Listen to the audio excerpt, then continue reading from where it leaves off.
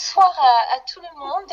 Je suis psychologue référente des centres reliés. Donc, je suis en lien en permanence avec les jeunes victimes de harcèlement ou susceptibles de devenir victimes de harcèlement. Comment détecter un enfant qui est harcelé? Bien évidemment, et on a parlé des signaux, et quand on parle des signaux, on parle de signaux faibles. Donc, cela signifie que ce n'est pas facile de détecter un enfant harcelé.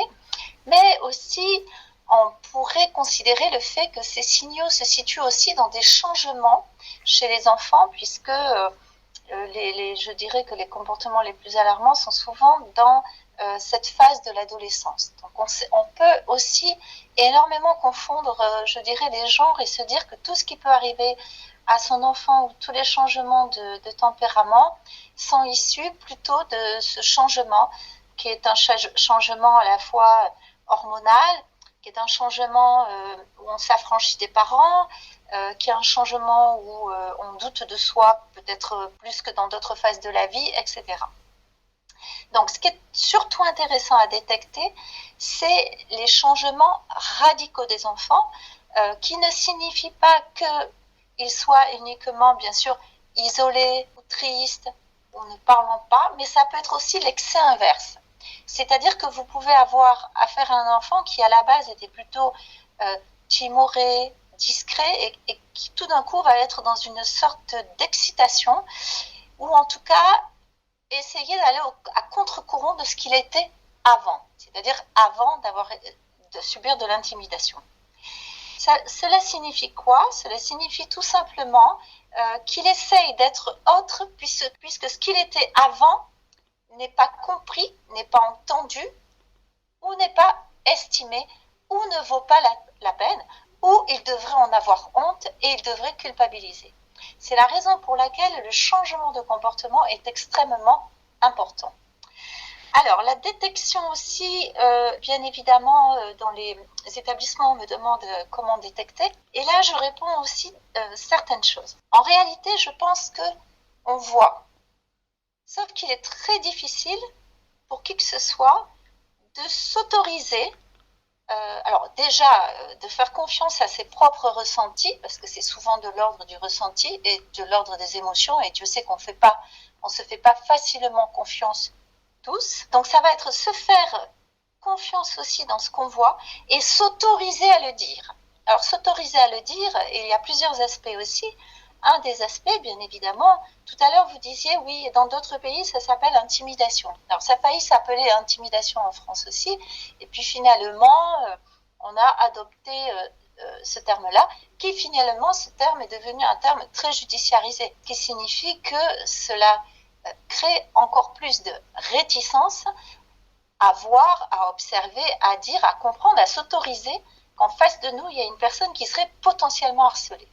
Donc nous, on a coutume de dire que ce qui est très important, c'est de se faire confiance, et dès l'instant où on sent qu'un enfant souffre, peu importe que ça s'appelle harcèlement ou tartempion, l'adulte doit intervenir. C'est très important de se dire qu'un adulte n'a rien à perdre, mais comme on l'a vu tout à l'heure, un enfant peut perdre la vie. Encore une fois, ce point est extrêmement important, de se dire que on est de toute façon toujours dans le doute, et ça, ce n'est pas important d'être dans le doute. Par contre, lorsqu'il y a un petit doute, on ne peut pas se permettre de se remettre en question. En tout cas, pas sur ce champ-là. Donc, évidemment, c'est quelque chose qui va être difficile à mettre en œuvre. Le deuxième point par rapport à comment détecter et si je détecte, c'est de proposer comme relais une personne extérieure, de préférence un adulte et une personne extérieure. Pourquoi une personne extérieure? Parce que comme vous l'avez dit tout à l'heure, les enfants, leur premier rôle, c'est de protéger leur environnement. Ils cherchent à protéger les parents, ils cherchent à protéger la fratrie, ils cherchent à protéger le professeur, mais ils cherchent aussi à protéger, bizarrement, et très souvent, le harceleur. Pourquoi? Ça aussi, vous l'avez dit tout à l'heure.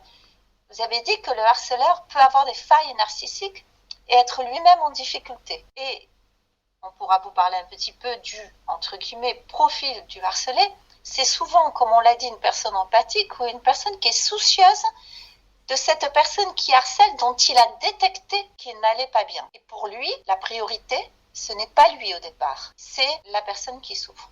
Très très important de le comprendre. Alors, je mettrai aussi entre parenthèses quelque chose que vous avez dit tout à l'heure. Vous parliez du mot pervers. Donc, il est très important de comprendre. Effectivement, il y a des enfants, il y a des adultes qui sont pervers. Bien heureusement, ce n'est pas une majorité, mais en aucun cas, un enfant harceleur est pervers. Il peut être pervers, c'est pas forcément le plus courant, mais il a surtout, comme vous avez dit tout à l'heure, des failles narcissiques et une souffrance. Alors, vous avez dit aussi que peut-être ça pouvait être un ancien harcelé, une personne qui a subi du harcèlement. Certes, on peut dire ça aussi. En tout cas, ce qu'on peut dire, c'est que c'est un cercle vicieux et que les enfants sont tout à fait au courant de ce qui se joue entre eux, mais qu'ils ont du mal à le dire à l'adulte parce qu'ils ne veulent pas briser le pseudo-équilibre que l'adulte a mis en place. Et ça, c'est très important de le comprendre. C'est la raison pour laquelle je vous parlais d'un relais qui serait un relais sans enjeu. C'est pour ça que nous avons mis en place notamment les plateformes où il y a des adultes qui ne connaissent pas, à qui ils peuvent poser des questions qu'ils ne peuvent pas poser, à qui ils peuvent exprimer des choses qu'ils ne peuvent pas exprimer par ailleurs, conserver ce qu'ils ont. Donc ça, c'est une notion qui est extrêmement importante.